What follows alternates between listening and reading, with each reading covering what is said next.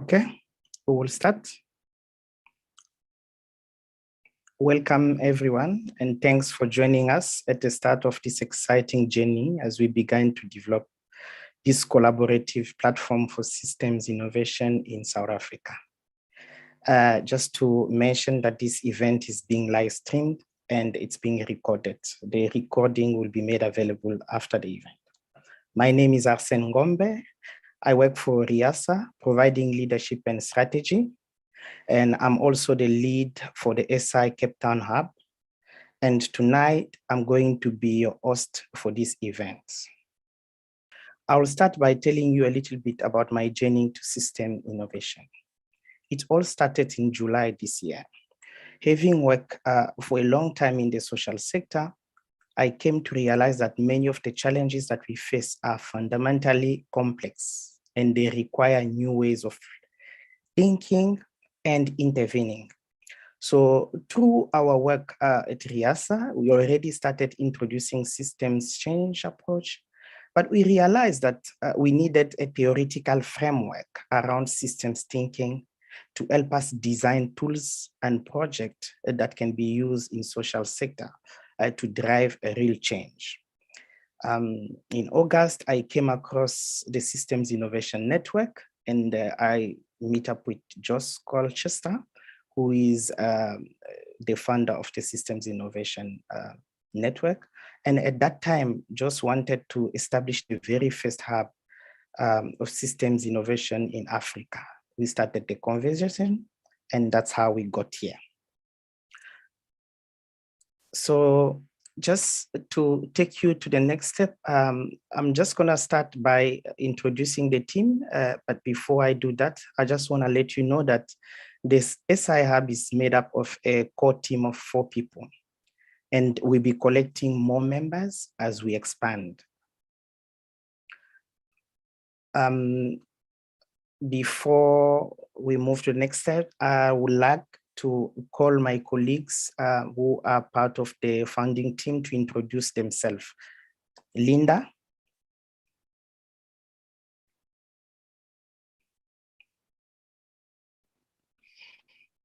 Thank you, Arsene.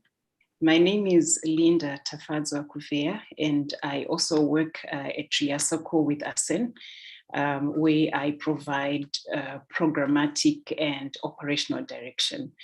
I joined RIASA in July 2020, and that's where I first encountered this systems change approach.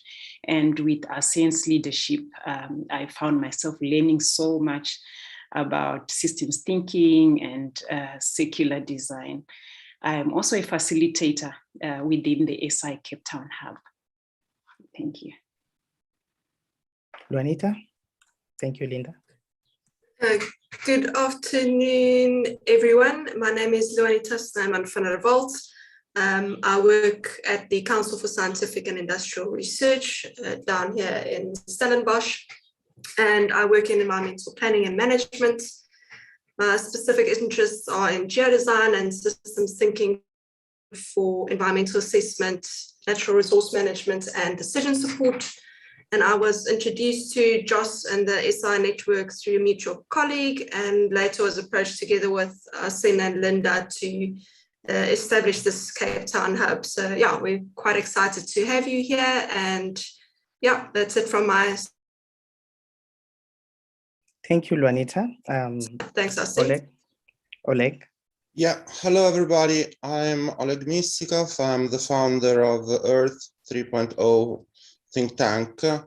I am recently got involved in tackling the digital divide problem in Africa, and obviously it's a very complex issue. So the systems innovation thinking would definitely help to make it real. Cool. Thank you, colleagues, for that introduction. So I know we know that many of you are joining us from different places. It would be good if you could tell us where you are joining us from. And I will ask you to please write in the chat box. So the events, like I said, we're giving an opportunity for people to comment there. Just tell us where you're joining from. I'll come back to that and get a sense. while you are telling us about where you're joining us from, I would like to just give you a sense of the flow of today's event. This will be a 90-minute online interactive session where we will be officially launching the Cape Town Hub and curating a space for dialogue with our members to explore the areas of interest through a systems innovation lens. During the event, you will also get a brief overview of the ideas and methods of systems innovations as a tease of what we as a hub are planning for the coming years. We will also give you an opportunity to our guest speakers from South Africa to talk about their work and why they believe these new ideas and methods are of such importance. At the end of the event, we want participants to see the opportunity that our app offers for enhancing innovation, accessing knowledge through sharing and collaborations, but also an opportunity for co-creating this community of practitioners and systems innovators in South Africa. And we will wrap up with the next step where we're moving on from here as a hub.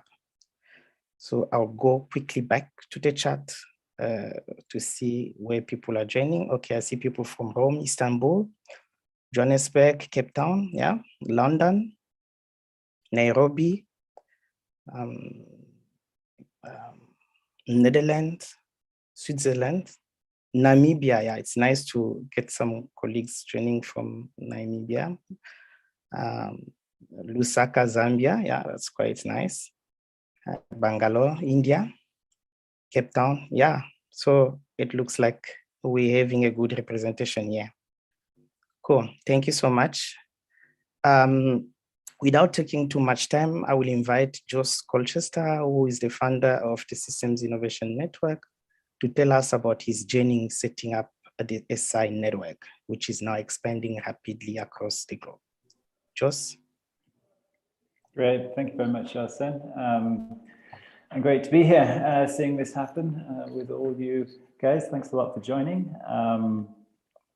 So yeah, my name is Jos Colchester. I set up Systems Innovation, the website, about 6 years ago. We were it's mainly about education when we started, systems thinking, complexity theory, and all the ideas. How do we let the world know about that and how important it is?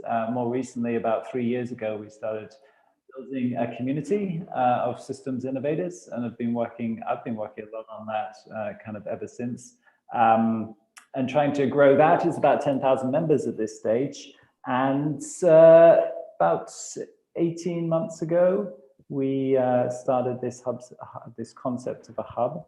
Well, I'll just speak to this slide. This is a bit of what we do, right? We educate people. We try to, provide them with information and the ideas to understand systems thinking and how to look at the world in a new way, and complexity and complex systems and so forth. So we provide a lot of educational content there. It's used by quite a few people.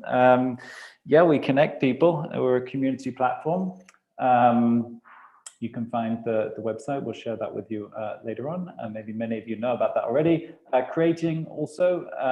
So really interested ultimately in how you actually make systems change happen instead of talking about it. It's quite easy to actually sit there and talk about it forever, really. How do you really make it happen? And that's a lot of what the hubs are about. How do we bring people together and provide them with the structure, with the ideas and the different ways of collaborating to actually make systems change happen in practice. So that's kind of the creating aspect of it. So yeah, I was just mentioning, there's quite a few, there's about 1 million users of the content every year, and 10,000 members on the website and so on and so forth. It's growing, and this is the Hub network. Like I said, started about 18 months ago, actually exactly when the pandemic hit. We were going to do our launch event for our London Hub exactly the week when the pandemic hit here in London, and that was an offline one, actually. The original concept was offline, so it kind of threw us sideways, but we pivoted to online and started, we set up 10 hubs originally, and then 5 more and 5 more and so on. So the network's about 15 hubs at this stage, and it's been quite a crash course, a lot of learning going on, a lot of mistakes and so forth, but there's really a lot of interest in it. I think a lot of people are starting to get involved in systems in systems change approaches, and they want to connect with others. They want that kind of space where they can learn together, social learning, and hopefully do stuff together towards making kind of the changes that are needed. It's also a place-based kind of approach, right? People within a location who know about that location trying to make the changes they need there for themselves. So that's, yeah, that's a little bit about the hub. And Arsene's going to speak more, I think, specifically about the one we're proposing in Cape Town. Thank you so much, Joss, for that introduction. That was good to give people a sense of where we're coming from. So now let's talk about the systems innovation hubs. Systems innovation hubs are a space where people learn and practice systems innovation together as a community. They are set up to be a global network of local communities based in cities around the world. And these local communities come together to tap into local experience, knowledge, and innovation while trying to work to connect them into a global network, which is basically the SI network. SI Hub are not just a space for learning or networking, but also for experimenting, collaborating, and doing. They're really about aligning and empowering individuals and organizations toward creating meaningful impact on a systemic level. And they do this by building their capacity through systems, around systems thinking and systems innovation. Hub are also set up to house events. You will see as we speak about it later on when we talk about activities. So there is a variety of activities that we'll be hosting, and the Hub also offers services. We will expand, like I said, we will expand more as we move on. Now, let me talk about our hub, the SI Cape Town Hub. Yeah, so we are a local chapter, like I mentioned, for the Cape Town. And like other hubs, we want to build a community of systems innovators in Cape Town and broader South Africa. And I know you might want to know why we want to build a community. It's because we understand that the systems level innovation can only be realized by ecosystems of diverse actors. And as a hub, we are here to facilitate that. We see the SI Hub as a platform for building systems innovation community in the city of Cape Town and broader South Africa, engaging relevant parties in the process of co-learning and capacity building. And you might wonder, why do we see the need for this collaborative space? It's simply because we understand that we are existing in a complex system where everything is becoming highly interconnected and independent. So if we understand that if complexity is the problem, then systems thinking is the solution. And our hub is here on a mission to catalyze collaboration among systems thinkers, innovators, conveners, and among others. We really want to tap into our indigenous knowledge to solve complex problems that we face. Therefore, catalyzing collaboration and setting up a space for co-creation are central to our mission. We believe that through learning that will be facilitating, connecting people and co-creating, we can make meaningful impact on systemic level. Now, before we move on to the next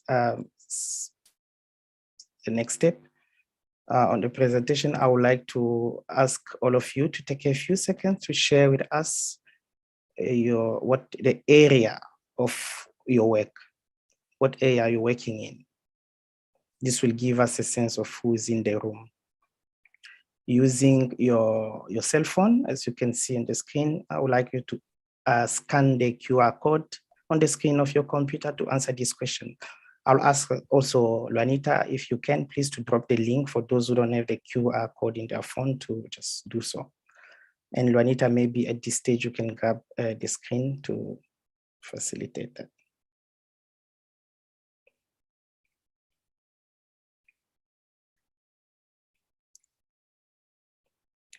Great.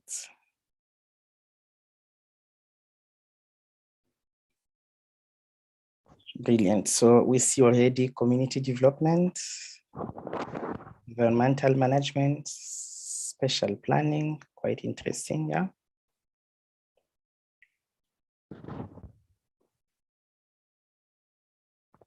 I'll wait to get to hear more from people. Please share with us your area of work.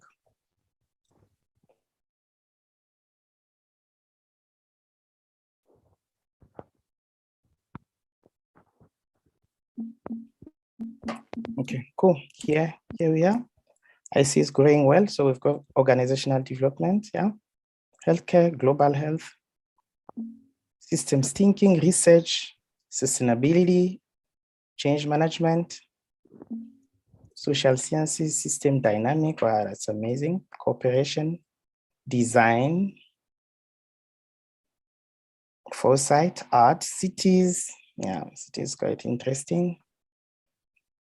Digital transformation, systems mapping, research, digital twins, farming, paradigm shift, yeah, quite interesting. Creative writing, tech innovation.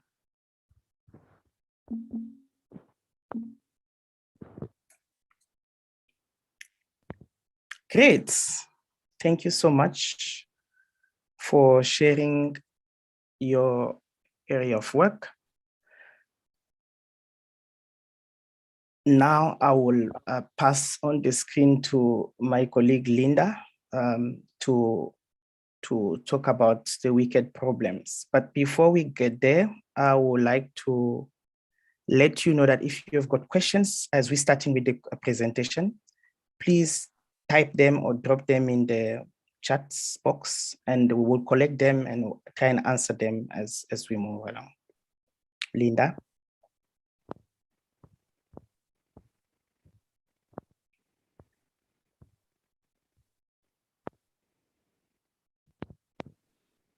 Thank you, Asen. Thank you very much. Yeah, I'm going to be talking about wicked problems, about complexity, and about systems innovation. Okay, so my apologies there.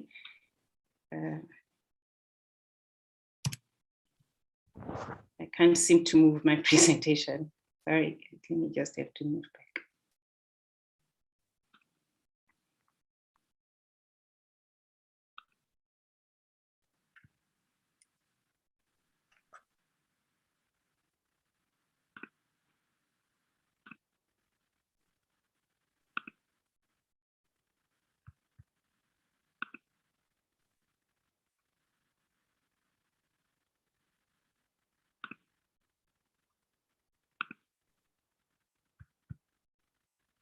Okay.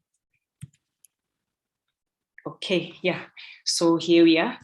I'm going to be talking about wicked problems, and in the picture you can see here on the screen, this is a city that shows urban pollution. And this is as a result of economic development. But as you can see, there are other problems that have arisen from the development that we have been trying to do over the years. So let's just have a quick look at some characteristics of wicked problems. And this is based upon Rittel and Weber. And as you can see here, what makes wicked problems to be defined as wicked is these characteristics where you find that the problem is very difficult to define. So I'll give an example of poverty. It's really difficult to define because what some people experience in Nairobi as poverty is not the same experience that they would have in the UK. and solutions are never right or wrong for any particular problem. And they are multi-causal, multi-scalar, and highly interconnected. These problems also have many stakeholders involved who have also conflicting, ideas and solutions to solving those particular problems.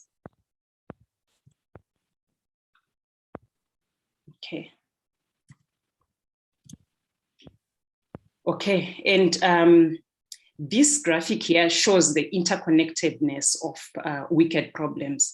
And I can just pick two as an example and talk about the nexus between climate change and inequality, for example. So with all the discourse on climate change that has been going on, we all understand how inequalities have actually emerged because of how greenhouse emissions are affecting different people differently.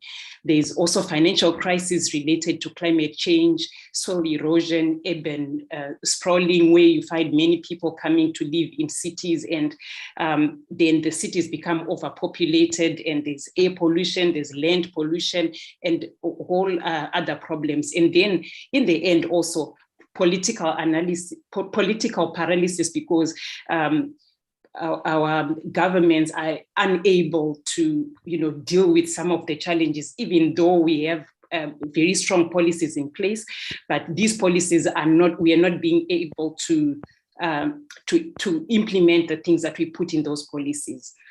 So this is how deeply interconnected these problems are. I'm sorry, I seem to have problems moving my slide. Yeah, okay. So these are examples of complex systems. So we've got social networks here, where individuals forming large networks with complex structures that determine information flow. We have financial markets. We have got cities. Cities is one example. If we can think about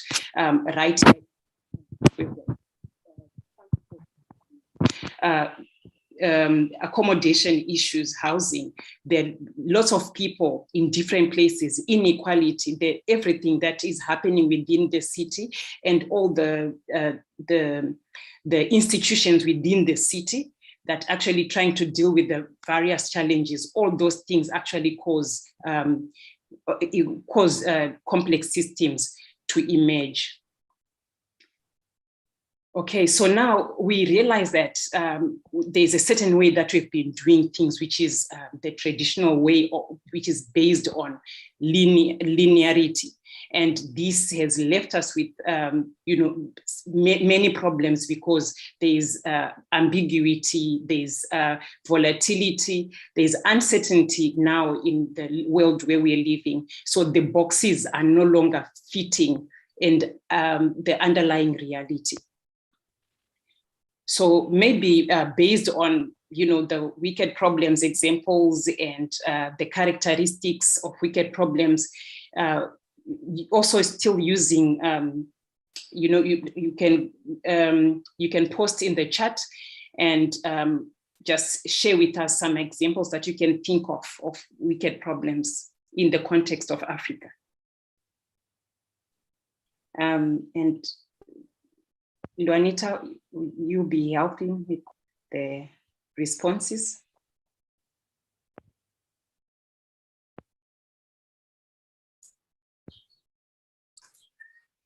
Yeah, so there's a few examples trickling in. Youth unemployment. Yes. Corruption, definitely. Political inclusion. Poverty. Right. Yes. I love this for her. Also look at the detail. Look at the detail. The nails match the orange, and the toenails match the blue. Oh my God. Can we maybe mute the orange toenail comments?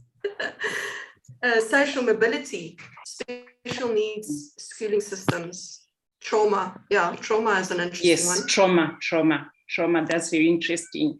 How, you know, the trauma in different levels and then collectively actually affects us all and then cause different other problems. Yeah. COVID-19. Yes, COVID-19. COVID-19, very complicated. Talking about trauma, gender-based violence. Yeah. Yeah, no, I like the COVID-19 example. We can all see, you know, the challenges that have arisen and the need to change the way we do things in order to deal with certain, you know, challenges that we're facing.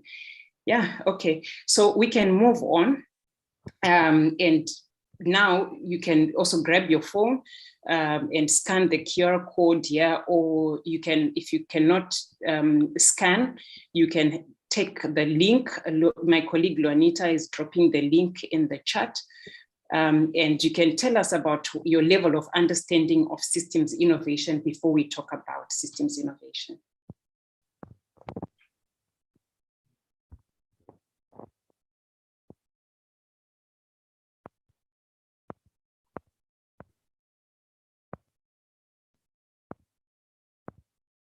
Thank you, Joss. We have a lot of people who have advanced knowledge and understanding of the subjects.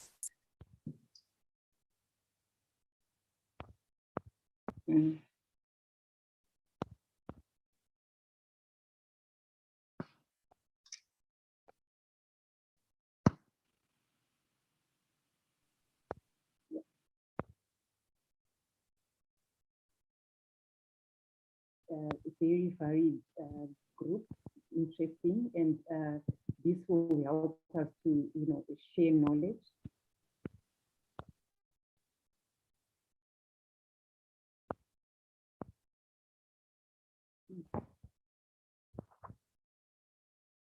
Can you still see my screen?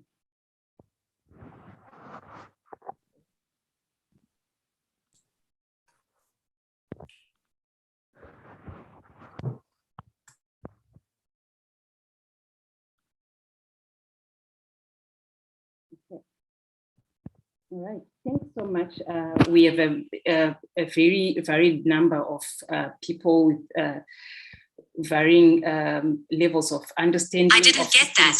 Could you try again? I'm going to move now to start talking about systems innovation. So what is systems innovation?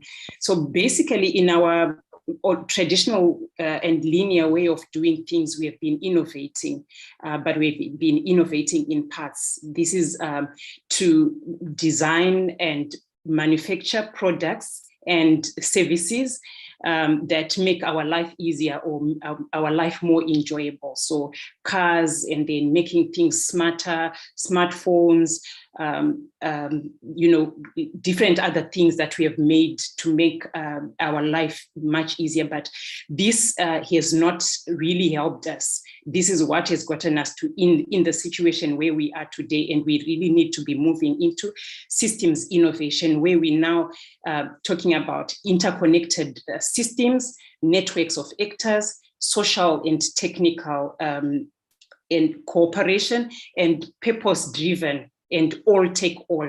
So in these systems, with systems innovation, everyone wins.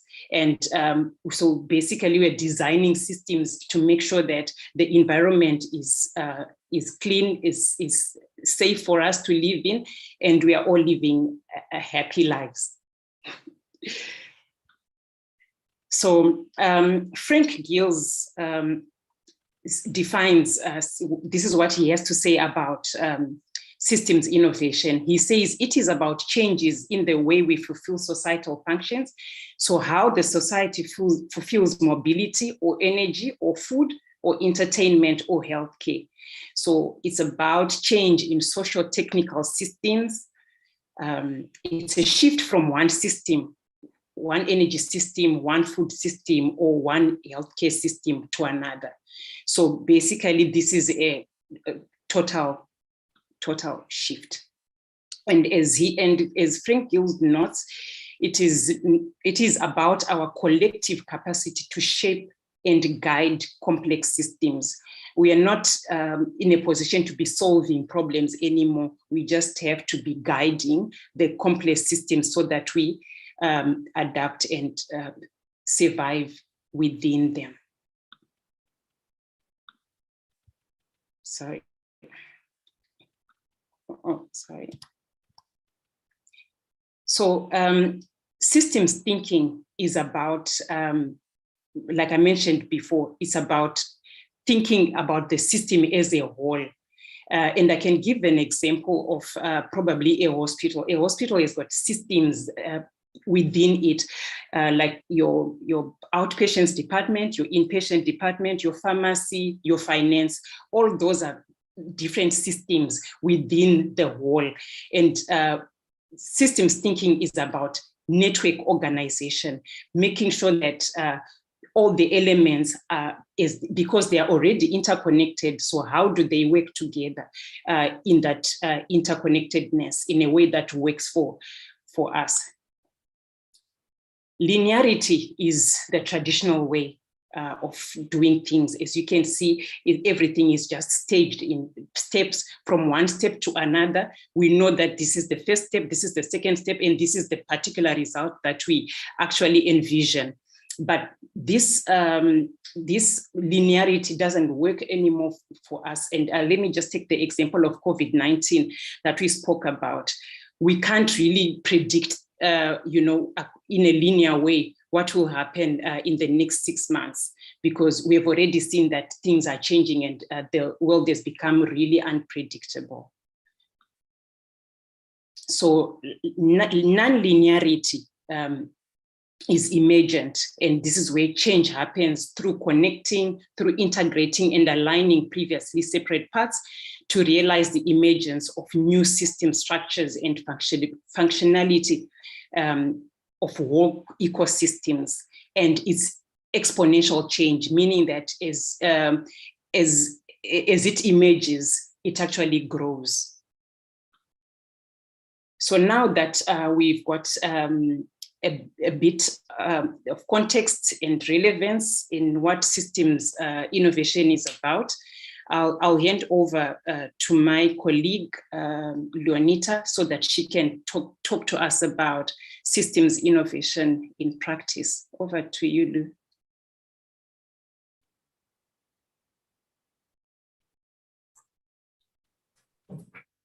Thanks, Linda. So systems innovation is a kind of innovation that really tries to innovate whole systems and move beyond just innovation parts. And it's really easy to identify innovation in isolation, but those parts never function in isolation, right? So that's why it's important to recognize the whole system. For example, a new solar panel, a new car, or an innovative app would have limited impact if it forms part of a larger dysfunctional system. And so if we want to solve wicked problems and improve livelihoods and quality of life, we often need to bring about systemic change. Yeah, talking about wicked problems, South Africans are quite used to rolling blackouts or electricity load shedding. And this is mainly because the way in which the South African power system is the main law of the country is quite rigid and linear, and it's got a single entity that's responsible for energy generation and transmission. And that doesn't even mention, other elements and challenges like policy setting, skills transfer, finances and corruption that all, comprise this system. And so the structure of this system is slowly and hopefully starting to transition into a more diverse and networked, decentralized electricity system where citizens, for example, can be prosumers, both producing and consuming electricity, as we are seeing around the world. And this new way of organizing the electricity system would be more resilient, securing electricity for more South Africans. Another example where we've seen systemic changes in media systems, for example.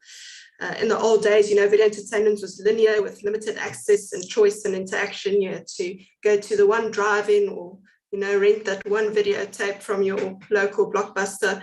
But now the structure of the system has absolutely changed into something that's interconnected and digital, on demand and tailored, where anybody can be a content creator and a consumer. And it's totally changed the way in which we access and consume information. So let's take another look, closer look at an example how systems innovation can be practically implemented or applied. I'm sure the recent Cape Town water crisis and the so-called Day Zero, when the city would run out of water, is still fresh in every Cape Townian's mind. And this drought was brought about by a few consecutive years of lower than average rainfall. Here you can see a photo of Theewaterskloof Dam. This is one of the main water supply dams for the city of Cape Town, essentially reduced to a desert. And when we visualize the city's water supply system, we are able to see the true complexity of the system. And this is only a snapshot. So, I mean, it obviously goes much, much deeper than this. But using systems thinking tools like systems mapping can help us to identify the elements that comprise the system and how they interact with each other. And so the city and its citizens thankfully managed to navigate the water crisis and avoid Day Zero effectively through focusing their efforts on water supply and demand. And these interventions were effective, but they are the most obvious and easiest to focus on, but are quite linear and doesn't necessarily lend itself to really building resilience. And so with systems innovation, we are able to identify those complexities and different leverage points to achieve new ways of organizing the system. For example, to build a climate resilient system or climate resilient city, we must shift our focus beyond managing water supply and demand to other non-linear, non-obvious parts of the system to bring about collective change at various scales. And this could include how we manage ecological infrastructure, for example, or how we manage the values that underpin the public perception of water consumption. That's it from my side. I'll hand back to Arsene to introduce our guest speakers, and just a reminder to post any comments and questions in the chat. Thanks.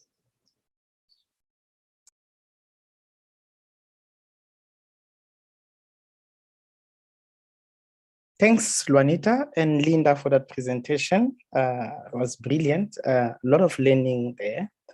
And now I hope that those who had no idea what systems innovation was about, this presentation have awakened your interest, I believe. It's time now to hear from our guest speakers. We have 3 speakers tonight: Andrew, Marie-Lise Dupré, Andrew Akpan, Marie-Lise Dupré, and Tanya Hickett. Andrew, to start with you, you are a senior consultant at RIOS. You have designed and facilitated multi-stakeholder engagement in various systems, including justice, food security, water, energy transition, and many others. So could you please tell us, what do you see as opportunities for systems innovation in your work? Thank you, Arsene, and hello, everyone. Really nice to be here with you today. It's evening here, and I see that it's getting dark in my room. So yeah, really nice to be here. As Arsene said, I'm a senior consultant at RIOS Partners, and RIOS is an international social enterprise. And what we do principally is to help groups of people, particularly groups of people who might not like each other or trust each other, to move together and innovate on the challenges that are most important to them. And, you stated that I've worked in various systems, land, energy, transition, water and sustainability, justice transition. And the question about opportunities that I see in the system is an interesting one, because when I think of opportunities, I also think at the same time of the problems in the system. And the problems, as we started naming them, include the rising unemployment, inequality, poverty, particularly in this part of the world. We also think of the ecological disruptions and the impact it has on the most vulnerable members of a community. There is an ongoing debate whether democracy is on decline or not. And this, in a sense, form a mix of problems that comes with very unique opportunities. Opportunities to innovate or we perish. The questions that, in a sense, keeps me up at night, is whether the current way of systems innovation is capable of disrupting the powers that breed the problems we see in the systems we work in. Many of us are working in almost disparate sectors. There are people working in the energy sector and water and food. And from time to time, as I think Linda said, we make connections with other systems. And can these innovations produce a fit world, particularly given the urgency of the problem that we are facing, a fit world for majority of people? Do we need to innovate within these systems, or do we need to think of a new paradigm altogether? A paradigm that brings together a new system perhaps that these other systems are part of. So in thinking of my work and looking through the various systems and various works I've done in various systems, it seems to me, it's becoming clearer that I would say that there exists, this, I would call it a meta system in which these various systems operate. And, this meta system, in a sense, informs the problem we see in this other system. I come from the oil-rich Delta, Niger Delta part of Nigeria, and I think we know the problems that face the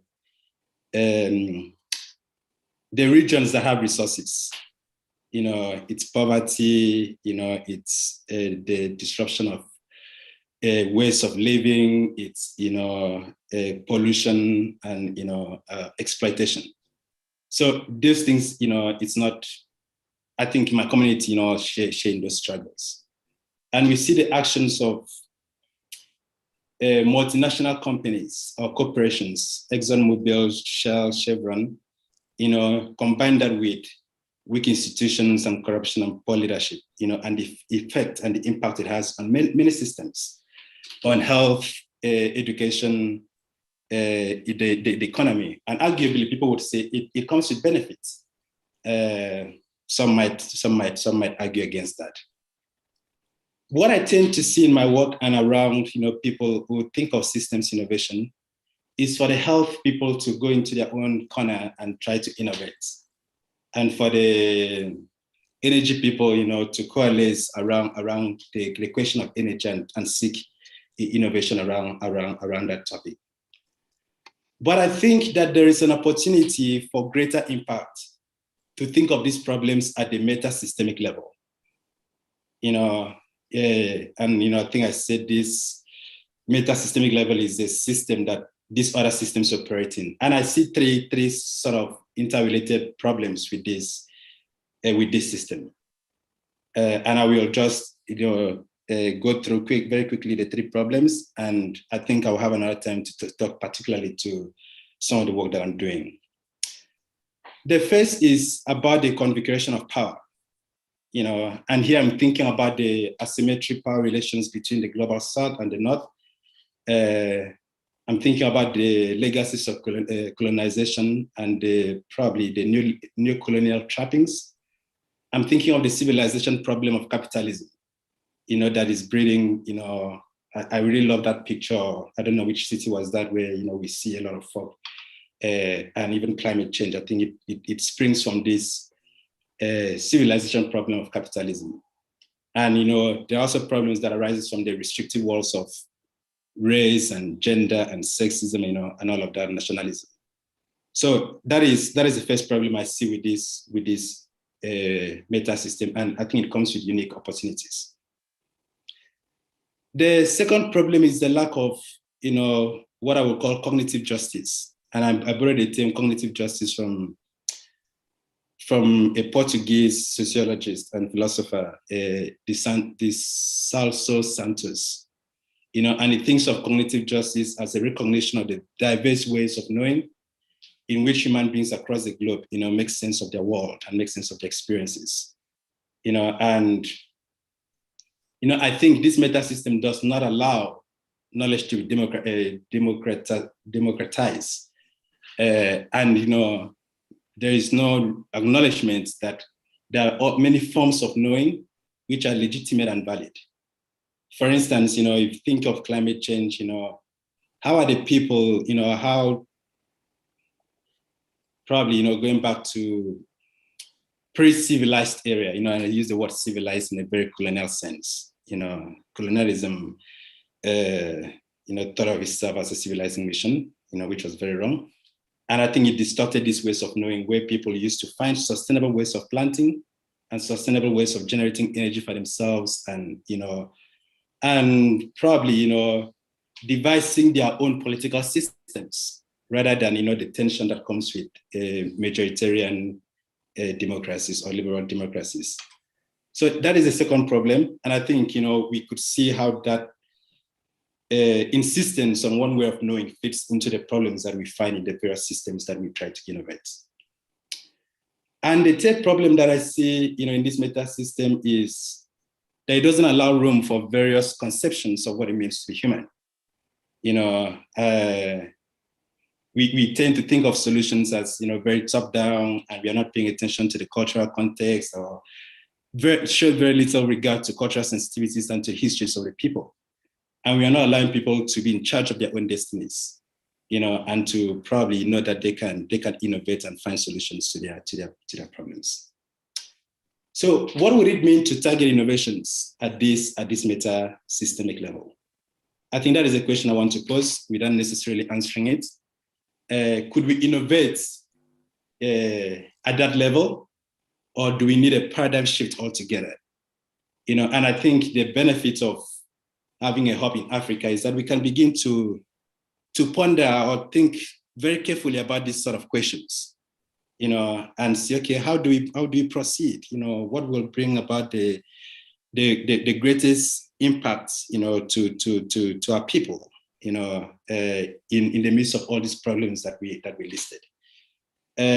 So that is the opportunities, and the problems that I see in the current formulation or in the current setup. And I think, if we are we need to disrupt the power in the system for there to be a maximal impact, because I think when we think of systems innovation, we are thinking of bringing tangible, meaningful, impacts to people. It's always people at the center. And there are powers that are holding the system in place, and sometimes just circle around the issues without really tackling the issue. So Asen, I guess that is my first response, and I hope in the second round I will get a chance to share some of the work that I'm doing. Sure. Thank you, Andrew. That was insightful. I see some provoking thoughts there. I spoke about power dynamics, and I see people reacting in the chat group. Meta system, quite interesting, and that's touched on what Linda was trying to say earlier on, but I'll come back to you, Andrew. Let me hear from Marie-Lise. Marie-Lise, you are a researcher and facilitator who helps companies make sense of complex and changing world. Could you tell us what sparks your interest in systems innovation? And if you could tell us it on a personal level as well as a professional level. Thanks, Arsene, and thanks, Andrew. I think you already gave us a lot to think about. There's a question that I ask myself regularly, and it actually relates to something you said, Andrew, around what it means to be human. But this is the question. So I wonder, how is a person in this time, in this place? that we find ourselves. How am I? And it's really a question of being relevant and trying to be relevant to the place and the time I find myself in. You know, and I, as a person, I can't help it, but I find myself drawn to some of the big questions and the challenges of our time. Questions around, you know, how we humans interact with the environment, how we interact with technology. You know, my background's in the social sciences, so I often come from the social angle. You know, how do we interact with these things, with these other systems? You know, a lot of these things were mentioned. The water crisis, massive issue. You know, I think around lots of environmental ones, you know, whether it's biodiversity collapse or, you know, people speak about something like the insect apocalypse or bees disappearing, or you look at, you know, you try to solve one problem, you create 10 others. And, you know, in technology, you know, what does all of this tech innovation, the digital revolution, what does it mean for us as humans? Will the world be better off with all of these things? How do we even start dealing with inequality and injustice? Seems so stubborn and so stuck. You know, there's some. So these are big questions. I'm not an expert in you know, in all of these things, but I wondered to myself, you know, how do we deal with these kinds of issues? As soon as I think a lot of this has been mentioned, but as soon as you start kind of unpicking and trying to make sense of these things, you realize how complex they are, how interdependent they are. You start pulling on one thread, and before you find yourself, you're like in a tangled mess and you feel completely overwhelmed. So, you know, I can't promise that these tools of systems, innovation, systems thinking, complexity will completely, you know, rid one of this like feeling of overwhelm. But I do think it provides a toolbox, you know, for making sense of some of these things, for starting to find one's way and to find entry points for change. And then, you know, there's this promise of some of the systems work of catalytic or transformative change, which is really what we need with some of these things. You know, we don't need just incremental change. So you need to really find things that will make those big changes. Now, some people speak of acupuncture points, but kind of a picture that I quite like, and this is not my own picture, so it's actually from Alex Penn from the University of Surrey. You know, she speaks of systems Aikido versus systems karate. So saying, you know, sometimes we try to just use brute force to change things, you know, and it takes an immense amount of input and effort and with little results. So that would kind of be, maybe it's not a completely fair picture, but like a karate way. Whereas Aikido is really, you know, it uses the momentum and the dynamics in the system itself to kind of nudge a system towards change. There's a TED talk where she explains more about this, but I find that idea and that, you know, as a challenge in the kind of work that we do, quite compelling. You know, so in some ways for me, these things, you know, there's a bit of an intellectual kick that one gets out of thinking about these issues.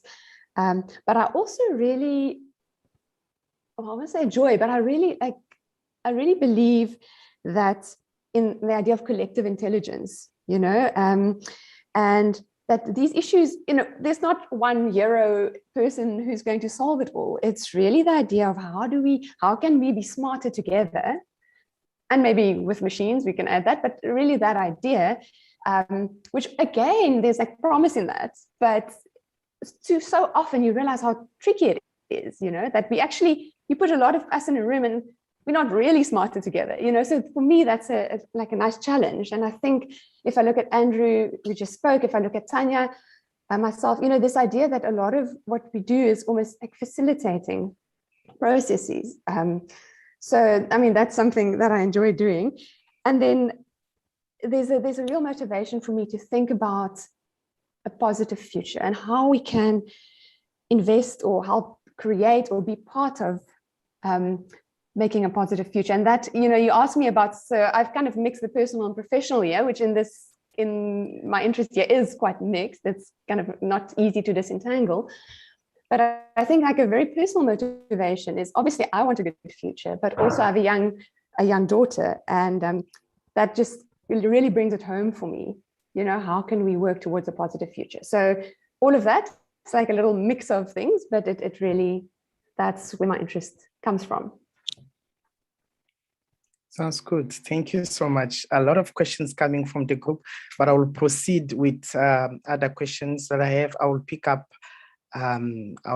Tanya now. Then I'll get back to some of the questions. I know I've got a few questions here, but let me just hear from Tanya. Tanya, you are a foresight practitioner specializing in scenario planning, horizon scanning, scenario for risk management.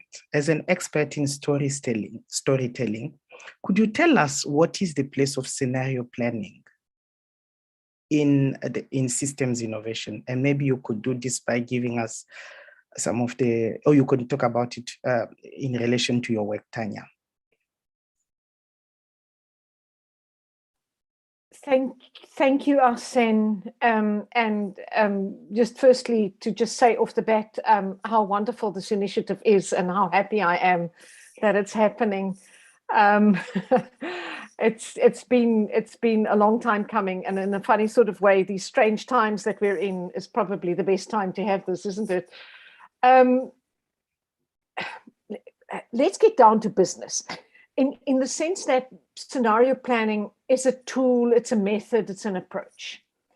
And it's the most well-known, most used futures foresight tool. Okay, so everybody here, I think, has known about scenario, and we have an expert practitioner in the audience as well, Chantal Ilbery.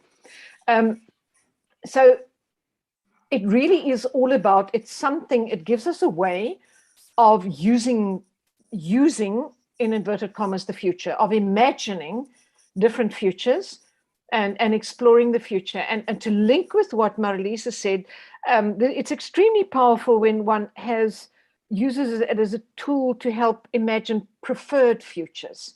So sort of really conjuring up, how would we like things to be, given that we're surrounded by these really, really complex problems reaching across, and they're contextual, they're very contextual. You know, right at the beginning today, trauma was mentioned. You know, that is contextual.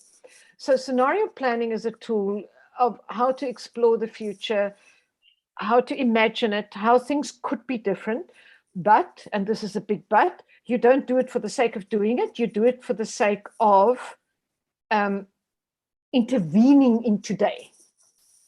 It helps you to make better decisions and make better choices in the present. And that boils down to change. And that is where the intersection of scenario planning specifically is with systems innovation. It's about change. So even though systems, if you want to be academic about this, even though systems thinking and futures thinking are separate disciplines, there's this huge, big overlap. So it's about change, and I'll come back to that when my 5 minutes are done, which they're nearly done. I'll stick to time here. So, you know, systems thinking is essentially a fundamental perspective of future studies. So anybody that does foresight or strategic foresight of futures and doesn't have a systems thinking lens or paradigm, I'm going to be bold about this, is quite frankly doing bad futures work. So it's about having that big picture view and about engaging with inherently dynamic, interdependent, complex whole systems, which is what futures people should be doing. And that's essentially what systems innovation and systems thinking people are doing. So, you know, just to close the loop with regard to the change thing, you know, scenarios explore these alternative futures and they help us reperceive the present. And they're a way of structuring complexity. And good scenarios work explores the underlying patterns of change. And that's where the systems thinking comes in and where it's so incredibly valuable. Because, you know, so much of how we picture the present and the future, we tend not to understand the deeper structure that is actually causing things to be the way they are. And that is where systems thinking and systems innovation is so super, super valuable. Thank you. That was brilliant. Thank you so much. I like the way you're connecting the two concepts because often that's what we're trying to do here or to say here, because most of the intervention, we're trying to look at it in a linear way. And that speaks to what Linda was saying, but when you are able to pull the two theories together, it's quite exciting. I will go back to you, I'll go back to you, Andrew. So Andrew, building on what Tanya said, I know you've done also some scenario planning. What are other methodology beyond scenario planning that you employ in your work of systems innovation? And maybe you can talk about some of the project to give us more, to put context to it. Andrew. Thanks, Hassan. Yeah, Tanya, just to build off on what you said. I think RIOS were one of the first people to use a scenario as a methodology to bring multi-stakeholder together, to develop stories.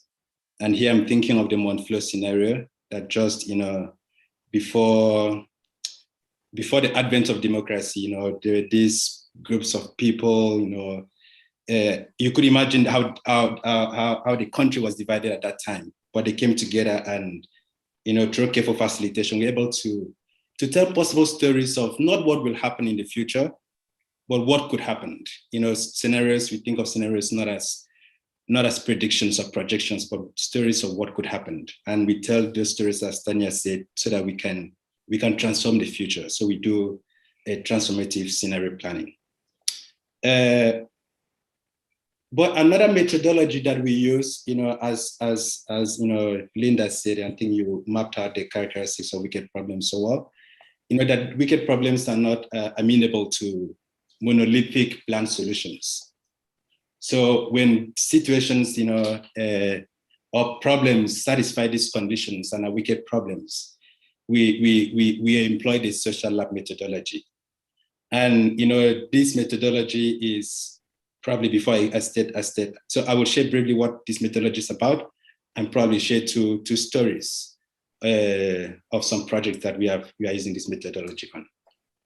So we think of social labs as a way of helping teams, particularly diverse teams, to devise prototypal solutions that could be tried out in a cycle of consultation, experimentation, assessment, and revision. And labs, just like people would have scientific and technical labs to solve difficult problems, we have the social labs so that we can try, and solve our social problems. So labs emphasize a whole system view, bringing together a diverse set of stakeholders, whose perspectives are critical to developing a shared understanding of the problem. It's common in my work that you bring people together, and people have different understanding of what the problem is. People would say, there is no problem, for instance, with plastics. Why other people are saying ban plastics? But to make progress, all of these people need to have a shared common understanding of the current problematic situation, identify root causes, co-create and refine prototypes of solutions. And I think the most part is probably the most critical. We need to mobilize a broader social ecosystem to implement and sustain the solutions that the group develops. And some of our social labs, would last for years. Some have taken a life of its own. I'm thinking here of the Southern African Food Lab that has been running for 10 years now. And the team repeatedly convenes to refine their ideas based on what they are learning. And then they go back into the real world to test that idea, and act. So in a sense, one could say that social lab moves from fixing symptoms to addressing root causes, moves from making recommendations on paper to developing solutions in practice, moves from relying on experts to involving all stakeholders so that people can really own the situation that they developed, and moves from learning, then doing. I think we know that many of our interventions, policy precedes implementation. But I think we subvert that, by allowing learning by doing. So policy arising from implementation. So that is another methodology that we use to bring diverse stakeholders together to think through and develop prototypes to solve these complex, wicked problems. And the two projects that I will quickly mention, it could interest you. I think there are a lot more on the internet that you could find on this. And these are current projects that I'm part of at the moment. The first one is the Ringo project. Some of you might have heard of this. It's about reimagining the INGO and the role of global civil society. And the Ringo, we call it the Ringo project. The Ringo project is sort of a systems change initiative that seeks to transform global civil society to respond to today's challenges. And we are supporting the conveners, in convening this unique social lab of global innovators who represents the system of INGOs. These are people from the global south and north, funders, INGO leaders, and some NGOs. And they are trying to develop or rapidly develop and launch prototypes that can transform INGO institutions and the system in which they function. So it's the first time, there is this coordinated effort, cross-sectorial, that, in an effort to revolutionize, the sector. And so far, I think we are just about a year into the lab. We have been doing some inquiries, and people started thinking about, how can we rethink resourcing? How can we rethink leadership? Governance and accountability, the place of incentives, solidarity, structural racism in this process. And we are now in the ideation phase. And before the end of this year, we'll be developing prototypes that we'll begin to test next year. And this is done, I think there are people from about 50 different countries, very diverse backgrounds, coming together to work together, to develop these prototypes. The second project that we are also applying the social lab methodology is the work that I'm doing with MSF, Doctors Without Borders. And I think I can mention it because I think recently you must have seen the expose on the news, of people saying, oh, MSF is a racist institution, and they've been doing some work over the years, to transform itself, and MSF, like many other INGOs, come from a colonial history. And, this work is significant because it's one of the first time that an INGO is having the courage to call a process dismantling structural racism. And that is the initiative. And, through careful facilitation over, I think, maybe the last 9 months, we have developed a roadmap comprising of 63 recommendations. And out of these recommendations, there are 5 priority game changers for leveraging organizational change. That includes things like, rethinking the policies and creating leadership incubator and, diffusing white fragility. And also, as we are doing this, we are building internal capacity in the organization, to be able to do this work going forward. So 2 things that I would say just to, sum up this section is that the people in the system, when properly supported, can innovate for themselves. I think it goes back to the first point that I made. And innovation should never be an outside-in thing. And our work is about, facilitating these participative processes to enable people to innovate for themselves. And the system is both intelligent and intelligible. I think that is the first point I want to make. And the second point is that, we are not in short of innovations. We can innovate all we want. The challenge is always how to bring these innovations to life. And I think that to bring these innovations to life, we have to collaboratively innovate if we are to achieve any sustainable impact. Thank you, Andrew. Thank you for sharing some of the work that you're doing. What we need to take into consideration if you want to innovate differently. I mean, I really like that. Maëlys, coming back to you, could you, touching also maybe on what Andrew was saying, do you want to share with us some of the tools that you've used in your work, Maëlys? Sure. I just, Rios does just such excellent and such relevant work. So it's great to hear some of these projects, very inspiring as well. Okay, so what I aspire to do is to help companies navigate complex systems and catalyze desirable futures. So the tools that I'm using are kind of fit around that. So I'll start with saying that there's some tools that are about sensing or sense making, and navigating or wayfinding. So two that I'll mention, and I think many of these tools will be very familiar to people. You know, there are lots of experts here. So yeah, so I'm kind of speaking to the converted in many ways, but systems practice. So participatory systems mapping, you know, identifying dynamics in a system, forces, enablers, barriers, and how they're connected. And then with the goal of also finding leverage points. You know, I spoke earlier about those acupuncture points. Yeah, so I think that's kind of a classical systems thinking tool. I think some people that I also worked with on that are in the course of Renee Rowan, I think was in one of the meetings. So we looked at, for instance, the tech innovation ecosystem in Cape Town, Nairobi, and Lagos. So yes, so that's one example. The other thing is, so understanding, that system, those dynamics, but also understanding the stakeholder landscape that we find ourselves in. So, you know, who's who in a certain space, what are the relationships between them? And there one can use, you know, participatory stakeholder mapping. There are lots of tools there. I mean, one of the very common ones, there's that influence importance matrix. But then a tool that I am very interested in is network analysis. Now, I realize we have limited time, so I'm very passionate about this, and I can talk for too long, and I won't. But, you know, I just think that there are many things in many systems that are organized in relational networks. So yes, human systems, but also in nature, in technical systems. And I do think there's quite a lot of explanatory potential in some of, you know, that one can find by doing some network analysis.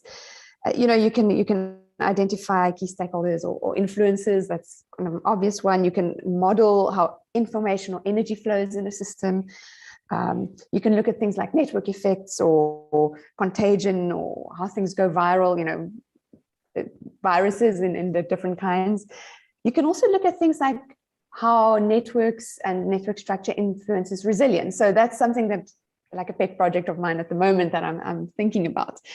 But yes, so I think that's key. I think there's also something around understanding and doing the work of networks, because who was it Andrew that mentioned, or, you know, sometimes there are lots of initiatives. I mean, you said to get things off the ground. What I'm thinking around is also around your system of systems idea. You know, how do you weave together? Sometimes it's not just about disrupting or starting something new. It's actually to speak to others who are already doing things in the system. Anyway, okay, let me stop on the networks thing. Very interested in that, so happy to talk more afterwards. And then the last thing, so those maps are kind of like sense-making maps. They navigation tools, but also this idea of catalyzing desirable futures. You know, how can you nudge systems towards a more desirable state? How do you deal with the not yet? How do you deal with, and then, I mean, people who work in this space speak about futures, so it's always in plural, because the idea is there are different options there. You know, how do we, all these questions, how do you remain responsive to a complex and changing environment? Now, you know, there are people here, you know, Tanya and Chantal and Deirdre and others are here who work a lot in this space. So, but I'll just mention a couple of tools that I also think are pretty useful. And I've done some of this work actually with Tanya. So Tanya is, does a lot of this work. I saw like a discussion around Three Horizons there in the chat box. So yes, so I mean, horizon scanning for me is one. There are different tools to do horizon scanning, but it's really the idea of not just looking at what we know or kind of looking behind us, but looking ahead. How do we anticipate things that are coming? How do we have practice our peripheral vision? Specific tools around that. I think Three Horizons is one that really lends itself to that, and also has like a inbuilt systems kind of perspective. Something else, causal layered analysis, which Tanya is also, and I've been in a session that she's also facilitated around that, but again, has like a built-in kind of way systems perspective there. You know, this is a way to look not just ahead and to the side, but to dig deeper and say, you know, what happens below the headline? And someone asked about that, like root causes, you know, and doing that tool, using that tool, you actually go down and down all the way to kind of the level of myth and metaphor. So yeah, so I think there are lots of tools in this kind of foresight space. You can look at, instead of forecasting, you can look at backcasting, like looking at where you want to be and then like working backwards. So some of these are the things, I'm just like throwing some things out there. But as I mentioned initially, you know, I'm a firm believer that we cannot make sense of these complex things as individuals or by ourselves, and we cannot change them by ourselves. So, so I think this whole idea of how do we bring groups of people along is really key. So a lot of this work would be participatory. I think I'll leave it there because I can continue, but I think I've covered most of the things I wanted to say. That's brilliant. That's brilliant. That's great. So I'm going to get the last question for Tanya, and then from there, I've got a few questions from the chat group. I will just open it to everybody, to all the speakers, and then you will see how to answer. But before I get there, Tanya, just to apply fairness here. So based on what you, all of you have shared tonight, could you now tell us why you think systems innovation is important in the context of SA? And I know why I'm asking these questions, because, you know, as we're establishing the hub, we know that we already dealing with our indigenous problems. So if you can clarify the audience here, you know, like it will begin to answer some of the questions that people have been asking in the group. So basically what I want you to tell us, to repeat again, Tanya, if you could tell us why you think systems innovation is important in the context of South Africa. Tanya. Okay, yeah, Tanya. Thank you, Arsene, no pressure. And let me stick strictly to my allotted 5 minutes, because I think it's going to be lovely to hear from people that are in the audience. Systems thinking, I think, enables us, first of all, to change our thinking. You know, the way we think about these interconnected, wicked. There's a new term I came across recently: super wicked, dynamic problems and the complexities of our contexts and our environment. So it helps us to change our way of thinking. So this is the first thing. It helps us to communicate with others in this new way of thinking, and to create this new way of thinking and seeing, and to develop shared understanding, you know, kind of linking up to what a lot of what Marlies has just been talking about, and Andrew as well. And, you know, if you think differently and you communicate differently, ultimately that's going to kind of lead to a sort of a change of behavior in terms of working with these complex forces. So realizing that there are ways of identifying, acupuncturing, I'm sure that's not a proper word, and futuring, that's probably not a proper word either. But if we think differently and we communicate differently, we're able to work differently and behave differently. And I think, you know, ultimately that's kind of where change happens. And then sort of at a more practical level, systems thinking and systems innovation helps us to identify and to test a wider variety of possible actions and navigation pathways. And please note, I'm not using the word solutions here. You know, I think they're advanced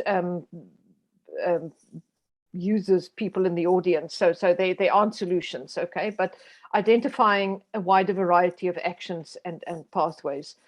And ultimately, Marlies spoke beautifully about sense making. It's about becoming aware of the potential of our actions and reactions in these complex adaptive systems, so that we can become a bit more sensitized towards things like unintended consequences, which you know, ends up being the source of even more bigger problems and things. And ultimately, to expand the choices that are available to us, and in that way to develop the ability to intervene, because and that's the linkage with futures work is exploring, imagining, using the future to be able to take better decisions, make choices today. Systems thinking, one of the ways that we're able to identify where we can possibly intervene to make change and to have leverage to make change, because that is what's so desperately needed where we are now. So I'm done. Let's hand over to the people that have so kindly joined us in this session. Great, that's amazing. Thank you so much. Thank you so much. I have a few questions here from the audience. I'll start. The first question is directed to Andrew. Andrew, the question is, how can power dynamic relations and dynamics be dealt in a system innovation work? And the other question to you, Andrew, is you spoke about many forms of knowing. How do you view indigenous knowledge systems in Africa?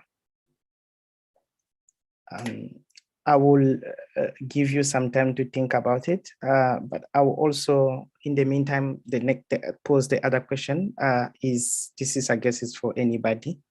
Is there space or opportunity to work with politicians, given the volatile political dynamic in South Africa? I don't know if one of you feels like they can take that up, or I should check the other questions in the meantime.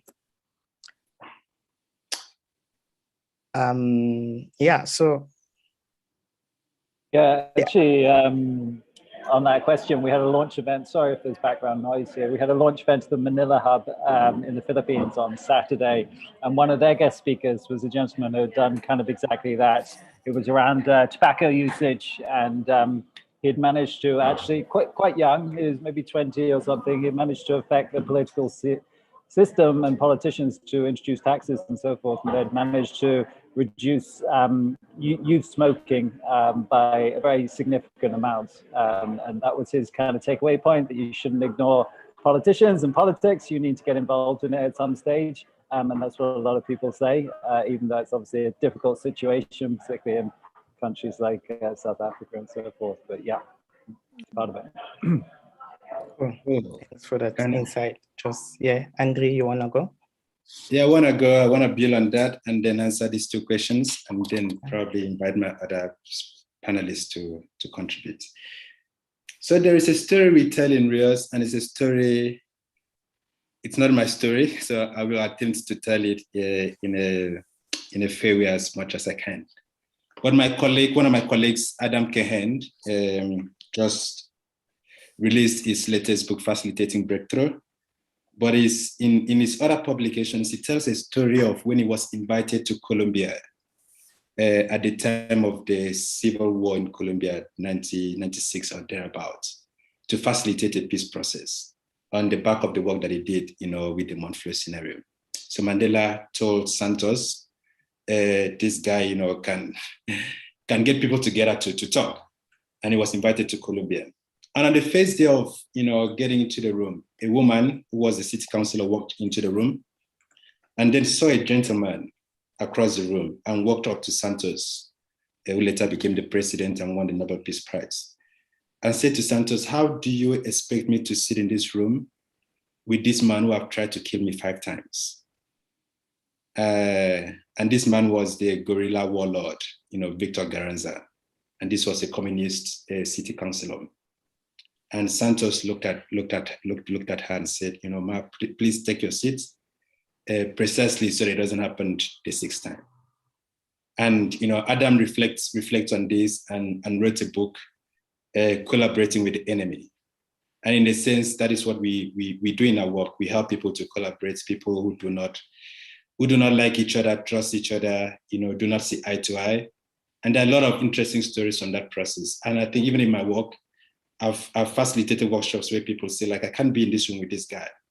This guy is trying to take away my job. He's trying to close down the industry, you know. So I guess I'm telling that story to say that there is a lot of potentials to work with politicians amidst the polarization, amidst the division, you know. And, you know, when people realize that the situation is unsustainable, and they see that there is no way to move forward together, and they want to talk, you know, someone called one of the warlords in this Colombia process, calling, you know, using the phone that was available at that time, and said to ask Adam, do I need to agree to a ceasefire to be part of this process? And Adam said, you know, you do not need to agree to a ceasefire.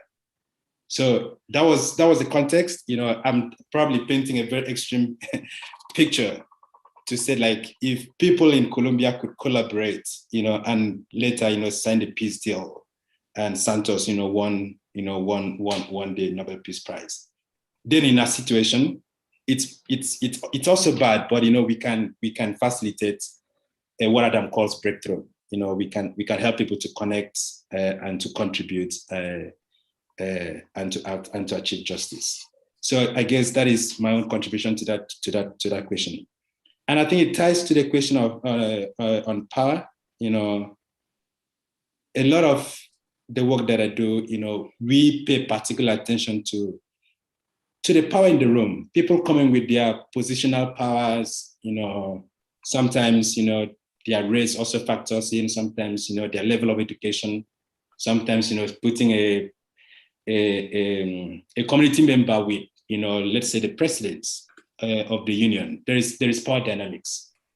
And, you know, I think a skillful facilitator is about, you know, managing these power relations in the room. Power is not necessarily a bad thing. You know, I think it is how it is used. So it has to be recognized in systems innovation and probably activated in the right way, you know, to get things done. Yeah. And the place of indigenous knowledge, I think it goes back to the second point I made. You know, the system is knowing, the system is intelligent, the system is intelligible. You know, can we lean into indigenous knowledge to think of solutions to the problems that we are facing? You know, what in an indigenous system can tell us about how to organize political systems? You know, or how to farm in a sustainable way, or how to generate or share resources.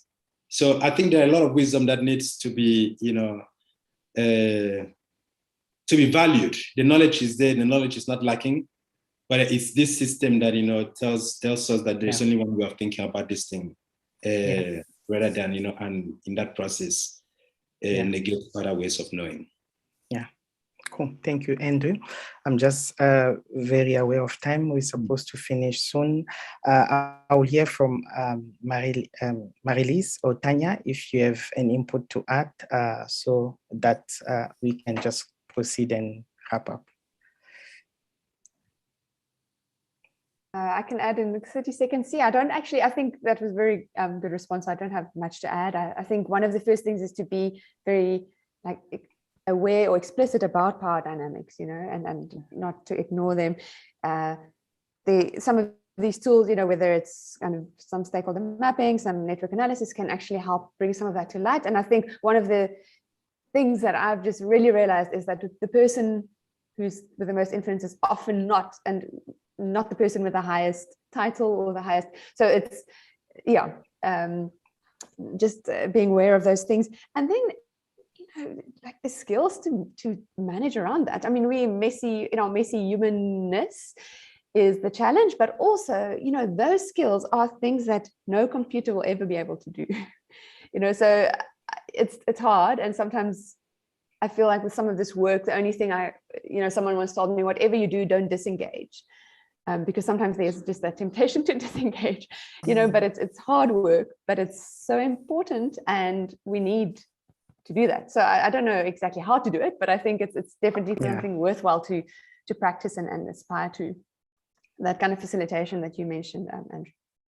Yeah, cool. Thank you, Marilise. Tanya, any concluding comments? Nothing from my side. My colleagues have done all the hard work just to say, you know, yes, yes, and we need more and more. Okay, perfect. Thank you. I mean, as you can all notice that this conversation can go on. I mean, I got a lot of questions. I already didn't really have enough time to cover them all. I speak, just you know that this is the beginning of the journey. We'll have more of these kind of events where we can engage further on this topic. So as we move slowly toward the end of our event tonight, I would like to thank the speakers for your brilliant contribution and also to talk about our plan for the future.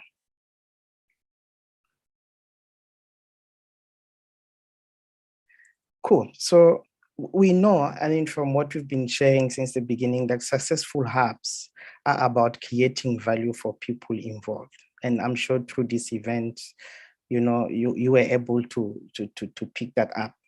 And this is why we are set as SI Hub to do. You are probably asking yourself, what is the value proposition to this in terms of activities? And I'm going to share with you what you can benefit as part of the SI network. The first thing I think just touched on it earlier on, but I will talk quickly in the context of our hub. Is learning. So in terms of learning, there will be opportunities to learn about systems thinking and systems innovation through courses. We will provide courses, and some of them will be paid, some of them won't be paid. We will also provide workshops. We'll run a series of workshops actually on complexity theories, systems thinking, system change, and all the tools that the speakers have been talking about here. As we grow, we'll be having workshops where we'll be talking, you know, like expanding and unpacking them. We will also host learning event. And in addition to that, you know, we are set up as a hub. We also create resources for the people who are interested to work in the space to access them. So, and having said that, you will have access to a variety of tools and research papers on systems design. The SI has developed a lot of research papers. You will access it. And as we'll be growing as Hub also, that will be our mission to do that. The other point I'll touch on is connecting. As you see here, you will connect, and you already saw from tonight that we provided space to connect not only with people, but also with ideas. And exchange experiences. If you heard when the speakers were speaking, Andrew, Marie-Lise, and Tanya, they shared experience in relation to work. So the platform is providing space for that. You'll be part of a whole community of practice of innovators, systems thinkers, and designers, where you'll be connecting practices into learning. The other activity we're planning to do is there'll be opportunities to work on a real world project through co-creation and also innovation services. For example, through workshop, you will be co-creating and applying tools such as leverage points that Marie-Lise was talking about, the tool loops, models, and you'll be able to apply these tools in whichever field you're working, be it in health systems, education system, whichever field you are working. Just to give you a sense of, a visual sense of kind of activities. So besides the workshop and learning event, we will also be conducting a series of hackathons and panel discussions like the same one that we had today or tonight, to not only discuss systems dynamic of our key sustainable and social development challenges as South Africa, as a country, but also to brainstorm ideas on how to influence these changes, how to identify leverage points, and build future pathway for the realization of a constructive transition process. Going forward, we'll be exploring how the ideas, methods, and tools of systems innovation can help us create self-defined approach to development as South African, helping us to tackle some of the some of the continent's most complex challenges across a diversity of areas. Like I said, it could be public health, education, so whichever field you're working. I mean, yeah. So this is our value proposition as SI Cape Town Hub. Okay, I know it's been a long session. I know that very well, and thank you for your attention. It was not quite easy. I really appreciate that. So we're going to wrap up now. But before we do that, I will highly recommend that you stay in touch with us. On the screen, you are seeing how to get involved into our community site. So I will ask Luanita if you can please drop the link in the chat. So if you haven't done so, for those who haven't done so, as you join our community site, you'll be updated. We'll be posting information. We'll be posting our programs, what we're planning to do in future, and they will together begin to develop this community. So thank you again, everyone, for joining us tonight, and I hope you enjoyed the discussion. See you again in our next event. We will communicate with you in our channel. Thank you.